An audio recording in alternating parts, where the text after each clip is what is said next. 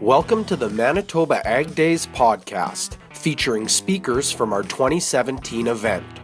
This podcast features Peter Manness from MNP, and his talk is entitled Risky Business. Thank you very much. So today actually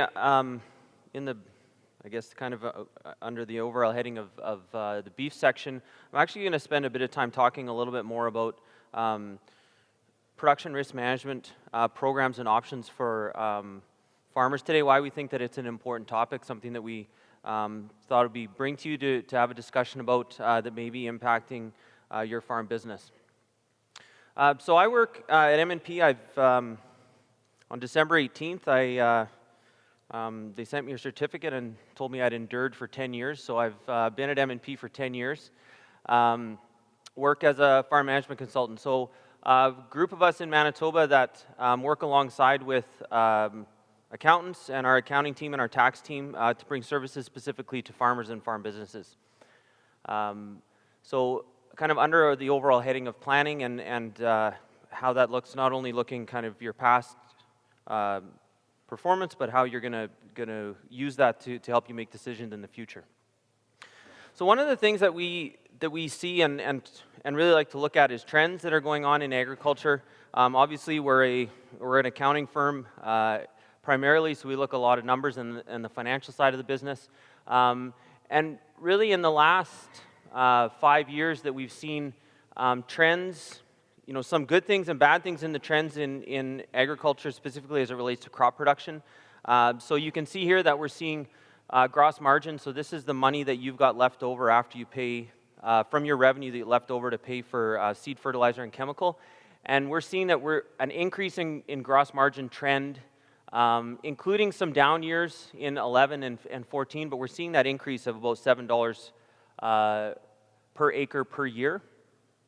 But the flip side of that is that we're also seeing an increase in operating and overhead costs. So when we take that into account, is we're seeing that trend is increasing at about over $8 an acre. So it doesn't seem like a big number, but it means year over year is that producers are slowly falling further behind because they're not able to achieve the revenue targets to make up for the increases in operating and overhead.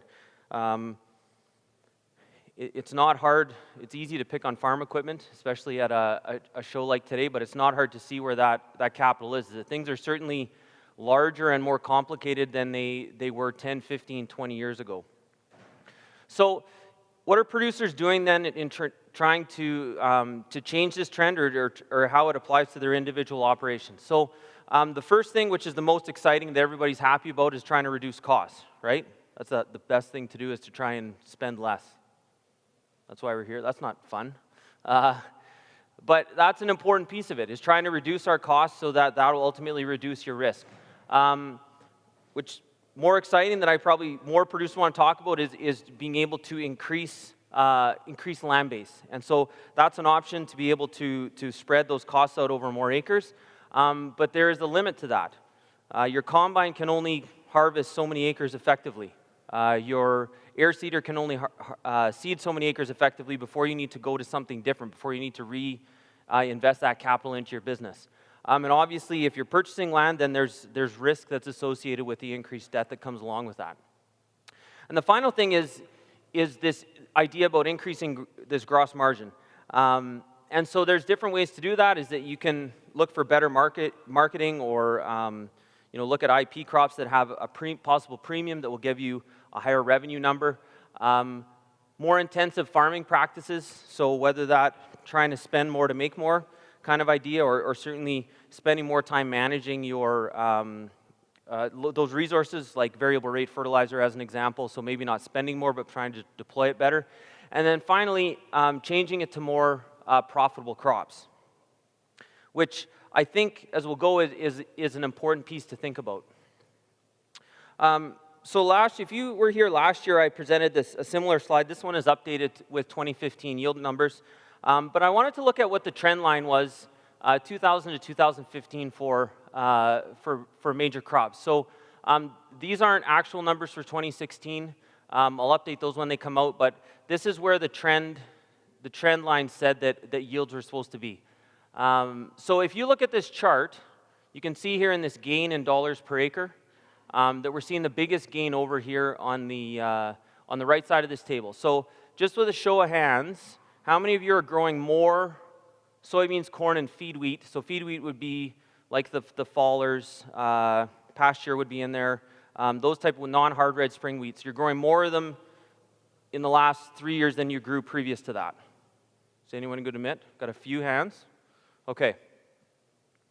So what has inadvertently happened then, and that's not different, they're talking about 2 million soybean acres in Manitoba, when it wasn't not too long ago that we were just bridging that million acre mark. What is inadvertently happening is that there is more, you're assuming more production risk because the risk programs that you've previously, specifically crop insurance, just haven't caught up as fast. And part of that is because there is the way that crop insurance works and the yield trend that some of those crops are on. Specifically, if we look at corn and feed wheat, corn, the trend line yield on corn is like 3 bushels an acre. So if you're in a longer time horizon, which the way that crop insurance works, it's going to take there's going to be a significant lag between what your available coverage is. So if you take that information and look at your, I look specifically at risk area 2. Some of you will be in there, some of you will be in different risk areas. They'll all be different, but I think that the trend will show the same, is that your 80% coverage level against just the trend line yield, so expectation that you can hit the trend line or what the average is that your actual coverage, if you've gone historically from being a red spring wheat canola farmer, where your actual coverage to trend line was somewhere in the neighborhood of 70%, is that it has actually changed significantly. Now, as there's more of these acres growing, will some of that start to catch up? And I think that will certainly be the case. But if you think about corn as an example, whether that's something you're thinking about growing or not, is we're talking about an additional 3 bushels an acre just on the trend line yield. So if you think of that 11-year time horizon, that plays into your historical margin in corn, is it's going to continue to be lagging. So, okay, that's great, Peter. So, what does it all mean? The question I think to think about then is really that I challenge producers with is: do you understand how much the risk profile on your farm is changing? What are the implications of more or less production or price risk to your farm business? And then finally, what's an acceptable amount of financial risk exposure for you to have each year? And then thinking about how you decide what that number is. And just to kind of go back to the previous slide too, is I think that because of this changing that's happening is part of the reason why we're starting to see some private insurance that's coming in to provide some production insurance, because farmers are looking for different options. They're not happy with the products that are out there. So, facts about risk management. The options for risk management for your farm will continue to increase, and they will only get more complicated. I had coffee with a fellow yesterday that's working with another company out of Saskatchewan that's come out with a private production insurance. There's a kind of one major product that's out there, which is Global Agri Solutions, that I'll talk a little bit about, but there's another one that's coming as well that looks interesting. That doesn't mean that it will or won't work, but they will continue to increase. They will get more complicated. How they will tie into some of your, I think they will continue to see how they might tie into some of your pricing insurance as well. There is nothing that's out there one product that will completely cover all of your costs and perils with one insurance product. So there's nothing out there that's going to do it. The cost of it is, to be able to provide it, is going to be too expensive. You can have too much insurance. I think obviously we would tell you can have too little, but you certainly can have too much. That there's a cost associated with that. Farming is a risky business, and that's not going to change, but there is certainly an acceptable amount of risk that is going to be, that you're going to need to bear to maintain profitability, because otherwise you'll just pay all your money away in insurance products. You are not your neighbor. So despite what you think, what your neighbor tells you, now first of all, your neighbor's probably not telling you the truth. But second of all is that your understanding of risk tolerance, profitability, and farming practices. So no matter that it looks the same from the road, what your neighbor is doing in the situation that they're in is absolutely different than where you are. So you need to understand how it works for your own farm, not necessarily what works for your neighbor. So, what is the right question? As I was thinking about this, I couldn't stop to think about purchasing a car, and I've recently purchased a vehicle. So anybody that's here would be kind of part of the decision-making process in your family for purchasing a vehicle. Anybody put up their hand? Okay, we've got a few decision makers here. The rest of you still count on your parents to buy your vehicles for you. So if you were purchasing a vehicle that was well-equipped, safe, reliable, and efficient, does that sound like a type of vehicle that you would like to own? Who thinks that they would like to own a safe, reliable? Good. So you've purchased a Chevrolet Spark.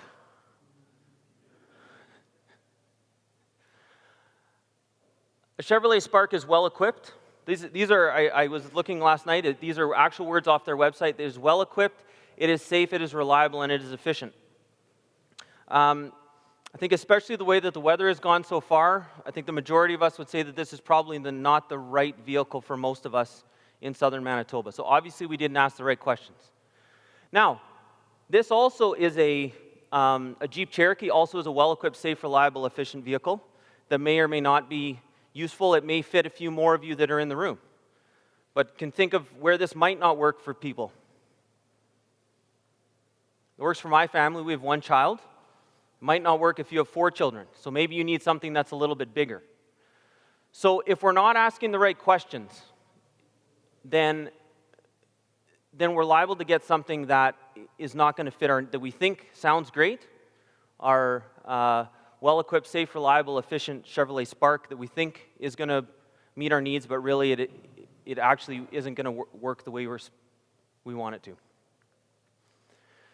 So the trends that we're seeing in the marketplace, I talked a little bit about this. There certainly is evolution of crop insurance. There's challenges that are in there, but there are also things that are happening in there. There's some changing in coverage. Whole farm insurance, I'm not sure if you're aware of that. It's actually been around for quite a while, but crop insurance has a whole farm coverage as well. The availability of private sector risk management tools. As I mentioned, there are some that are out there that are more that are coming that are trying to fill a need. Significant changes to agri-stability.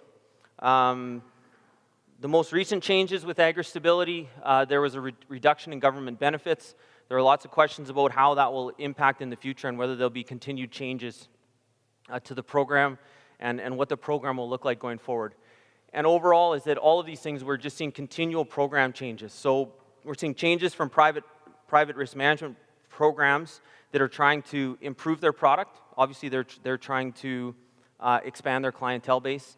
But we're seeing changes from government programs as well. So one of the things then is important piece is really just qualifying the risk on your business. So understanding this graph shows on a per acre basis is looking at your total cost of production, and then understanding as your revenue changes. So from 100% of your expected revenue down to 50 or 40% in this case, is how your actual production is going to change and what that shortfall is. So when you get 90 or 80 or 70, 60% of your expected crop for whatever reason, is you've got insurance programs that are in place, and how are they going to work? So in this case, how is our crop insurance going to work? How is agri-stability going to work? And then more importantly, that gap that's on the top, which is the insurance that you've got to pay for. The challenge is that any insurance product, as it gets closer to this, gets closer up the ladder here, is that becomes more expensive. It's the reason that one of the reasons that agri-stability no longer provides the same coverage as it does, because you're more likely to trigger a small payment more often, and so that insurance becomes much more expensive to have. Now the flip side is we think, okay, well, what we need to do then is we just need to make that red bar as small as possible. And so this is an actual situation. In this case, this producer at 50% of their expected yield, they have an expected loss with no risk management programs of $147 an acre, which is pretty significant and pretty daunting. The flip side, though, is, so this is great because from a premium cost standpoint, it doesn't cost them anything. Now, there's a significant amount of risk that's associated with that and may not be the most advisable situation. But to go completely the other way, which is let's get as much insurance as possible and be able to limit that red bar to $33 an acre, including the cost of what the premiums are, is that we see a premium cost of about $30 an acre, which I think for most producers is probably more than what is a reasonable amount. So really understanding for each individual operation how it works for yourself and what that right mix of products is. So certainly some of the options that are out there. First option is self-insurance. It's very cheap premiums, very appealing. Crop insurance, historically been good uptake in Manitoba. It's got individual crop-specific coverage. It's got premium discounts that are in there because you've been in the program for so long. Agri-stability, it's certainly from other insurance options, it has a low cost. It covers fuel and labor, which some of the other ones don't. Hail insurance also is included in there. You've got certainly lots of different options for variable cost coverage. You can get insurance that's field-specific. So if you get hail on your one field and not of canola and not the other, then you can still trigger a claim. And the one that's certainly the private insurance that's most popular right now, being Global Agri Solutions, is they've got a guaranteed gross margin. So regardless of what your inputs are, whether they go up or whether they go down, is that they'll cover you plus a fixed amount beyond that. So, but each of those options, though, has a downside associated with it as well. So with self-insurance, obviously the biggest concern is if you're going to do it right, is being able to put that money away and being able to build that war chest yourself so you can self-insure. And I think regardless of how you feel about climate change, I think we certainly can agree that there hasn't been much average here in Western Canada in the last 5 years. So we've certainly seen more extreme weather events. So the thought of having multiple disasters in a short time period is a significant challenge if you're thinking you're just going to completely self-insure yourself. Crop insurance, we talked about that significant yield lag that's associated with it. It's a 10-year rolling average with a 1 year removed. Agri-stability is not as good as it used to be, and that's reality. Does that mean that it's still not a good insurance product for your farm? As I said, each of you we think that it is, but I think every farm is going to be a little bit different. There's some limited margins that are in there, and then obviously if you're in a mixed operation, historically it has not performed well because you have kind of some diversification in there. Hail insurance is obviously a single peril. Global Agri Solutions, whether it's bad or not, is a different way of looking at insurance. It is a whole farm insurance product, and the challenge is trying to find that right coverage and benefit. Can we be able to get, it doesn't benefit from crop insurance that has subsidized premiums, so can we get enough coverage that we need to provide adequate protection? So just in terms of thinking about where to start then, is thinking about what's an acceptable amount of insurance and kind of gap for you to have.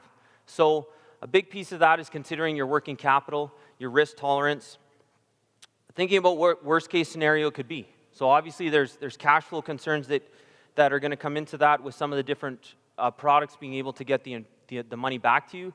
But do you have enough working capital to sustain yourself through 1, 2, or 3 bad years in a row?